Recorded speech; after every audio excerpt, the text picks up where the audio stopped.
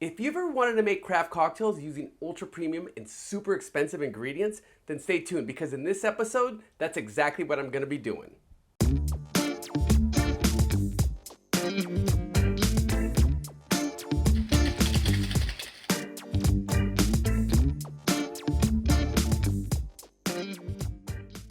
Welcome to Cocktail Limelight. I'm your host, Erick Castro, and today I'm joined by bartender and consultant, Adam George Fournier. Adam, welcome to the show. Eric, thank you so much for having me. You know what? This episode I'm really excited for because there's going to be some people who are mad at us. There's going to be people who are livid at what we're doing, and I think, you know what? It's totally misplaced. But they're going to be mad, I think, because you and I are going to be making cocktails out of really expensive bottles of liquor. We absolutely are, and I can already feel a little bit of that hate. But ultimately, at the end of the day, craft cocktails are only as good as the worst ingredient in there. So if you're starting with something like these Diageo Reserve products that we're going to be using here today to demonstrate how to make these kinds of cocktails, everything's got to be at that level. But ultimately, what we're doing is we're making cocktails that highlight these spirits. So all we're doing is taking the quality that's in here and bumping it up and having a little bit of fun with it. You know, because normally when you make cocktails, you tend to gravitate towards things that are a little friendlier on the budget, a little friendlier on the pocketbook. But today, you and I, we're just throwing it out the window. And we're going to be making cocktails using bottles that go for like $230, $300. Absolutely. We're going to work our way up to the $230 Scotch cocktails. But like these are things that, while they're fun to do, they're also things that guests are looking for. People are spending money on these kinds of cocktails and experiences. I hear it over and over and over that guests are coming out to the bar, they're looking for an experience. They want something they can't get at home. And the truth of the matter is, it's much more economical for us as bartenders and bar owners to be able to carry some of these spirits than it is for a guest to go ahead and buy a $250 bottle of Scotch to keep at home to make cocktails with. That's an experience that you're only going to get out at a bar from a professional bartender treating it with the respect that bottle deserves. And this seems to be something that I'm seeing on more and more menus. A lot of bars are starting to have like a reserve list. Absolutely. Where they're doing, you know, cocktails that are delicious, but they're at like the maybe $40, $50, $200, $300 mark. Absolutely. I'm seeing so many menus that, like, just like we've talked in the past about, they're incorporating non-alcoholic and lower ABV cocktails in there. Incorporating this premium category is something that the menu design's really been a big part of. And if you at home want to learn more about that, you can go check it out on DiageoBarAcademy.com. They have a whole segment on world-class menu design, actually how this builds into the concept of designing a well-rounded menu. Because not only are these delicious cocktails that are kind of a flex to be able to do. I know, it's ridiculous. But it also is something that adds value to your menu and makes the rest of your drinks, elevates them in response to that as well. In a way, it kind of makes those other drinks look like more of a bargain. $16 seems a lot more reasonable Yeah. when I'm looking at the $60. Well, it's not like I got the $300 one and I really wanted that one, but I went with the 16 instead. Absolutely. Well, but the thing to note too about doing these kinds of premium, higher level and expensive cocktails is also being aware of your costs that go into them. Mm-hmm. These aren't expensive just because I'm slapping a number on them. And just because they are more expensive doesn't mean there isn't the possibility of not making the right price on there. You have to be intelligent about the way you're pricing things, just like you would for your standard menu cocktails. And again, the Diageo Bar Academy has a wonderful resource in the pour cost calculator, something that will break it down per ounce for all of the ingredients to your cocktail and tell you how much it's costing to help you price that out. Because ultimately, at the end of the day, you know, as a bartender and consultant, this is a business. Hospitality is our business, this but ain't no soup kitchen, brother. we need to keep the lights on. And this is another way to do it. Give people a reason to come by, and if done right, you're giving them an experience they're never going to get somewhere else, and they're going to remember forever. Okay, now I'm going to ask you, how do you come up with these drinks to put on a reserve list so it doesn't just look like a cash grab, like you're trying to, you know, gouge people? Absolutely. The last thing you want to do is feel like you're just like throwing the numbers around for that again. So the first thing you got to do is you got to make sure you're pricing things out appropriately, like we were talking about the pour cost calculator. The big part of this is making sure that you're using spirits that are standing up to that quality. Things like the Diageo Reserve portfolio here, the products that we're going to be making drinks with, these are things that are known for quality, they're known for the value that they bring with them. And then the big part that goes along with that is education of your staff. Doesn't matter how good this cocktail is going to be. Doesn't matter how expensive the bottle is. No one really wants to sit there and be told, oh, this cocktail costs X, Y, and Z because the bottle costs X, Y, and Z. They wanted drinks because they're being told that this is an amazing, one-of-a-kind product being made, you know, in the clouds above, up above for Ron Zacapa. They want to have that experience where they're getting brought into... Like the narrative behind it has to Absolutely. make sense to justify the cost. Yeah. Because, you know, every now and then it's important to treat yourself, you Yeah. know? And I feel like people, when they see a pricier cocktail on a menu, even though they know it's more expensive, if it's gonna have a big payoff, then it could justify the expense. Absolutely, which is why at the end of the day, the drinks need to be delicious, especially if you're gonna be going into this premium category and doing these reserve cocktails. If the drink doesn't taste good, there's gonna be a lot more resentment than there would be if you just got a regular cocktail that goes along with it. So again, looking at the quality of the spirits that you're using is gonna be a big deal that goes along with Because this. I'll tell you what, I've been out to bars before and had a $12 cocktail and felt ripped off. Yeah. Because it wasn't good. Absolutely. And I've also went out and had a $60 cocktail and felt like I got every bit of my penny's worth for that drink. Absolutely. It's really about that experience. And part of it is also not just the ingredients that you're using and that staff education, but how are you presenting these to your guests? That's the key. What is the ice that goes along with it? How's the garnish look? Simple things like trimming up your garnish can do such a major thing, all the way up to doing incredibly elaborate presentations, like the Connaught Bar and their martini serve springs to mind, the way that they will wheel that over to you and give you that long pour for that martini. I'll pay just to watch that happen as much as I will pay for that drink to be in my hand. So how you incorporate all of that into your serve is gonna be just as important as the quality of ingredients and how you make it. All right, and I'm gonna tell you, part of what we're doing today might be a little crazy. I hope I so. love when I pitched you the idea for this episode, you were all about it. You're like, okay, oh my God, I've always wanted to make a cocktail out of Johnny Blue. Yeah, why not? Who doesn't want to make a cocktail out of Johnny I know. Blue? All right, my friend, what's the first drink that we're gonna be making? All right, so we're gonna work our way up in terms of costs on these cocktails. So you're gonna notice that we're doing 3 cocktails today. You are gonna notice that they are all stirred cocktails, because what we're doing here is we're picking cocktails that are gonna accentuate the base spirits here. So they're a little bit off the beaten path and giving a little bit of value there, but ultimately at the end of the day, we really wanna highlight these spirits versus integrating them into more of a citrus forward or an effervescent cocktail. So the first one we're gonna do is we're gonna make one of my personal favorite cocktails, the Chet Baker. Oh yeah. Yeah, Chet Baker is essentially a stirred rum old fashioned at the end of the day, so the quality of rum that you're using is gonna be such a big deal for that. To get started for this one, we're gonna start with a few dashes of Angostura Bitters. Then we're gonna go for a teaspoon of honey syrup. Now, purists might get mad at me for this too, because the original recipe does call for a bar spoon for these measurements, but I personally feel like that's such an inaccurate measurement. Doesn't mean anything. A bar spoon isn't like a standardized measurement. We It drives me nuts. can't recreate that. So we're gonna stick with teaspoons here since we're doing smaller ingredients. For any of you out there that get mad about us using baking measurements, just remember that a teaspoon is actually just 1/6 of an ounce. Or 5 milliliters.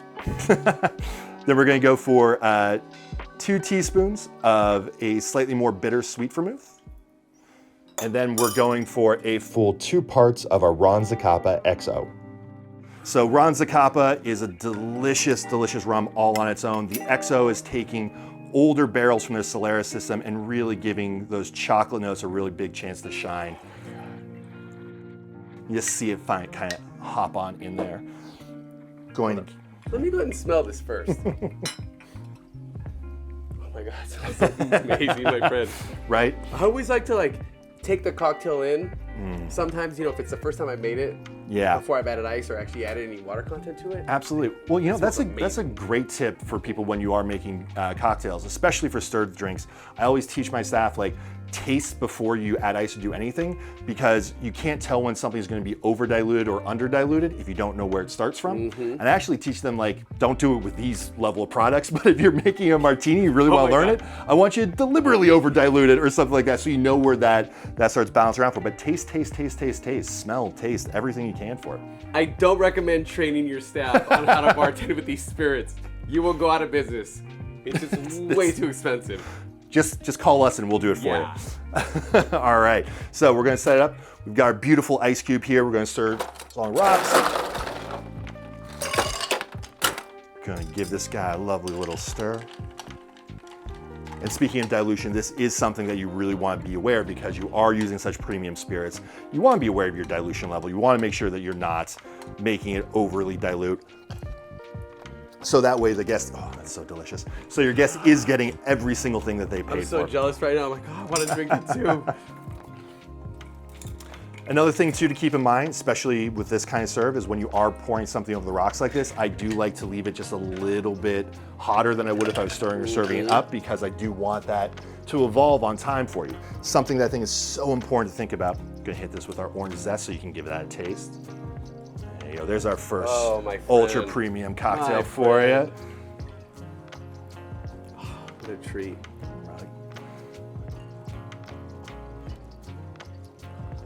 So good, right? That is exquisite, my friend. It's such a good drink. Exquisite. This is one of those drinks that is all about those details, using those teaspoons, using that ice.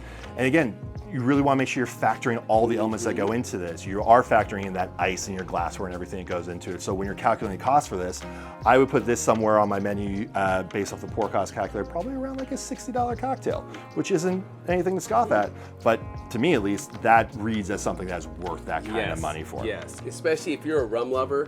Oh, absolutely. You're the type of person that drinks more your cocktails stirred and boozy, shaken and refreshing, and that is extremely delicious. It's velvety dark cocoa chocolate. That Ron Zacapa really shines through there.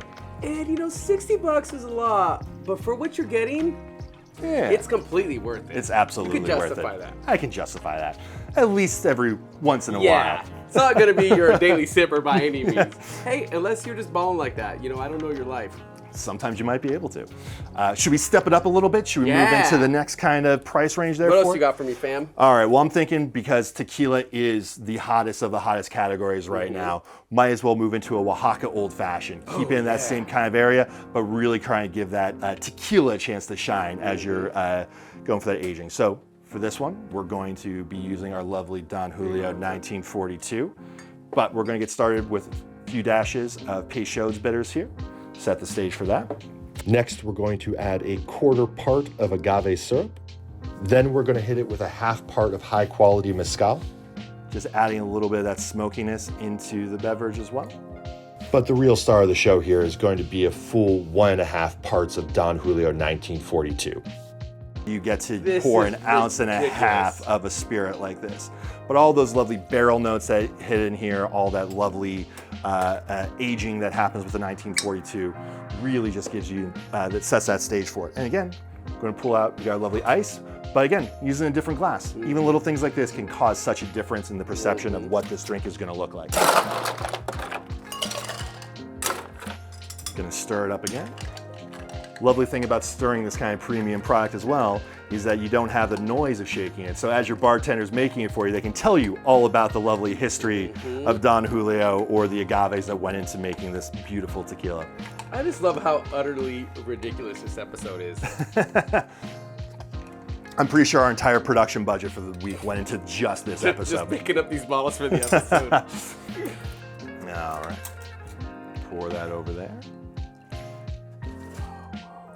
And you can see that color that's coming through there with that agave, the nice little touch of the 1942 there. And then for this one, hit it with a grapefruit zest. Pull out a little bit more of those earthy characteristics there. A little bit of citrus and bitterness go along for it. Go ahead and taste that. Any of y'all out there that know me know that I love agave spirits. So I have a feeling this might actually be probably my favorite one out of all of them. I would hope so.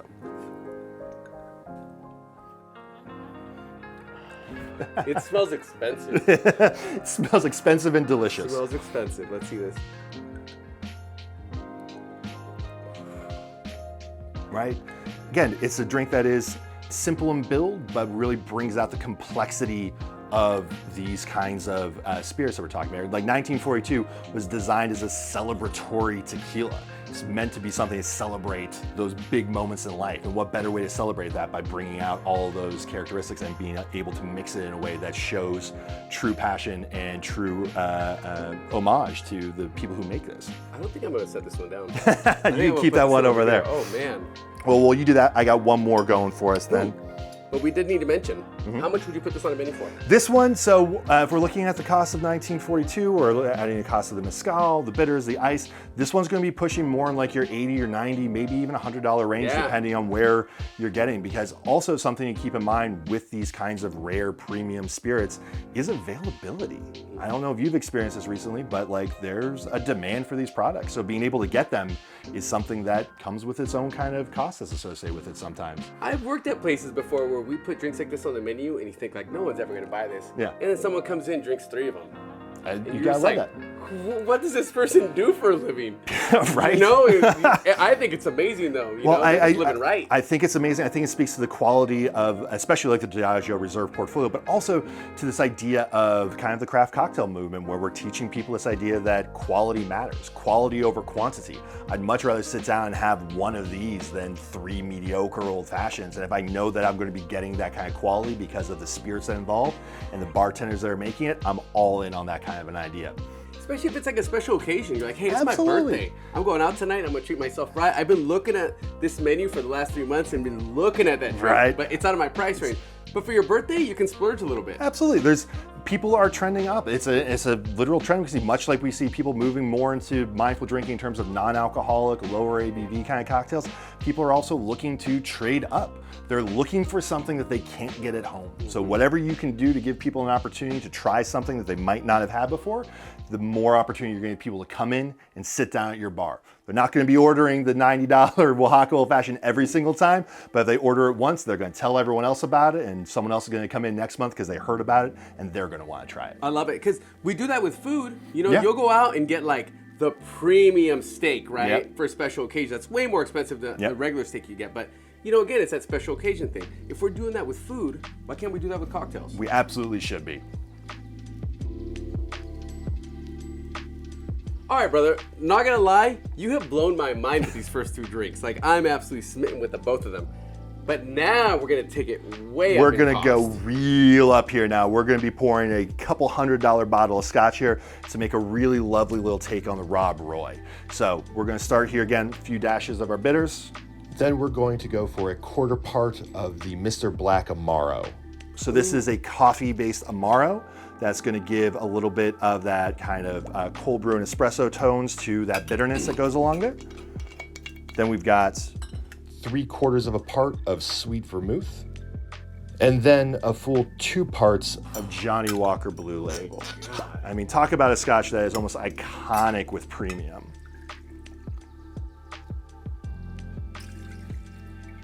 It even sounds expensive going into the glass. Before you put it back, let's live a little. Yeah. Oh my God, it's amazing. Yeah, there's nothing wrong with that. All right. So, again, for this one, we're also adding in a little bit of element of something a little more premium for it. We're not just taking a classic Rob Roy with vermouth and Scotch. We're taking a super premium Scotch, but then we're also adding in a little bit of that coffee, that Amaro, the bitterness to give it that extra layer that is unexpected. Because Upping the production value on it, right? absolutely. Price doesn't just come from the price of the bottle. It comes from the production value, it comes from the experience, and the flavor combinations that come with it. Because again, I will reinforce this. If it doesn't taste good, it's not worth the money. All right. Oh yeah. This one might be for me. This could be the one that me and you were fighting over. Let that sit there. And then lovely little cherries hanging out there. The best thing about being the host of the show is that I always get first sip. And in this case, I'm gonna take full advantage of that. Go ahead and tell me what you think.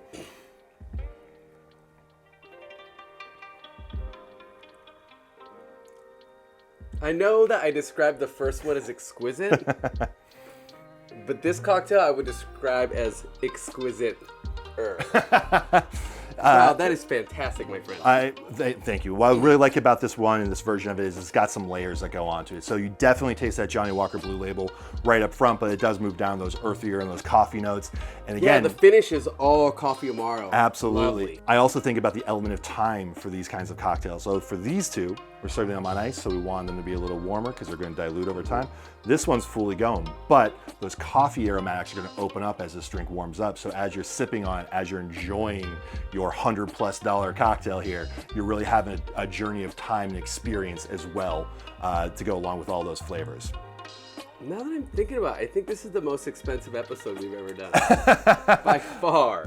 It definitely wasn't my paycheck that caused that, but definitely I'm so glad I could be here to help break the bank for your production. You were so excited when I pitched this idea. You're like, oh my God, that's amazing. That's amazing. Yep.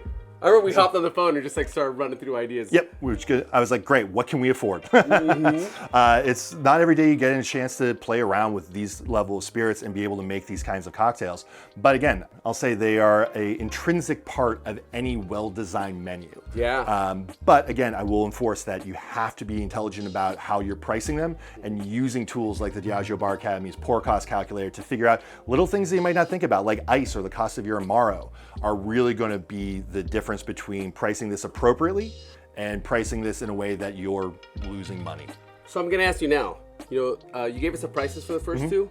If you were going to put this on a menu, say for a program you were consulting on, what would you cost us at? This one's going to be just off the top of my head without doing the math yet. This one's going to be north of $100. Yeah. Because this is one of those things that this is the experience of getting it. It is the ingredients that go along with it. It's one of those things that's going to elevate everything else, but also because it's going to make the other ones seem more approachable. It has such a long finish, I can still taste it. It's like still rewarding me at this point for having taken a sip. I should hope so. If you're putting down a solid bill on this, you should be rewarded after it. But also, again, like one of the things that I love about being able to put this, like even just looking at these as a range of cocktails, this cocktail where it's priced at, where it needs to be priced at, makes the Chet Baker much more approachable. And I personally love a Chet Baker and want more people to drink them. So if I can push people into going, I want to splurge, maybe not that much, but I'll try this one, that works for me too. There's been consumer research that shows, like, say you have two bottles, one's at 30 and 50, more people will buy the $30 one. Yeah. But if there's 4 and 5 bottles at different ranges, and the most expensive one's like at 120, 150, more people will buy like the $50 bottle. Just because psychologically we don't want the cheapest one. Yeah. Well, I mean, we don't want the cheapest one, but also like we're getting accustomed to where things are sitting on a menu, where things are, what our value perception of it is. It's context. You're like, that doesn't look so bad now. It's intelligent menu design. These are all tools. Look, been doing this a long time. Making drinks is one of the basic tools of being a bartender or bar manager. The real big tools are pricing, costing, and menu design. Things that are going to psychologically bring people and give them that experience. Designing a menu like this, using these kinds of ingredients, are something that is easily overlooked, but will elevate your venue in a way that will set you apart from everyone else on your block in your city. I love it, my friend. I love it. Now, if somebody wanted to get access to more of these resources, what's the best place for them to go? Absolutely. So the most concentrated place to get these resources is DiageoBarAcademy.com. There's world-class studios there. Some of them specifically deal with world-class menus right now. There's also the pour cost calculator, so you can price out all these ingredients so you too can make your own ultra luxury cocktails for your menu. You can also follow me online at Bottled and Bond LA. I'm always happy to lend a hand, any advice I can give, and my own resources that I can give out to people so they can ball out at their own pleasure. I also understand they have a blog. I do have a blog. Also, Let's hear about it. bottledandbondla.com, educational cocktails, spirits blog. I've been running for a couple of years. I think it's actually how we first met because of all that stuff. So, I'm a big old nerd. I love writing and talking about this stuff, and most importantly, I love sharing it with people. So I really want to thank you again for having me on to give the opportunity to just hang out and chat and really get very expensive. I'm gonna have one more sip of this as I do the outro. I'll join you. Cheers, my friend. So Adam, I want to say thank you one more time for taking the time to hang out with us. Anytime, man. And all of you out there, do you love this idea of us making cocktails with really expensive spirits, or do you think we're absolutely out of our minds? Go ahead and leave in the comments below on which side of the fence that you sit on. And with that said, don't forget to muddle that like and subscribe button. And if you want to dive deeper into the world of craft cocktails with me, be sure to check out the Bartender at Large podcast, which I host on iTunes, Spotify, and anywhere else where quality podcasts are found. Thank y'all so much for tuning in, and we will see you again next week.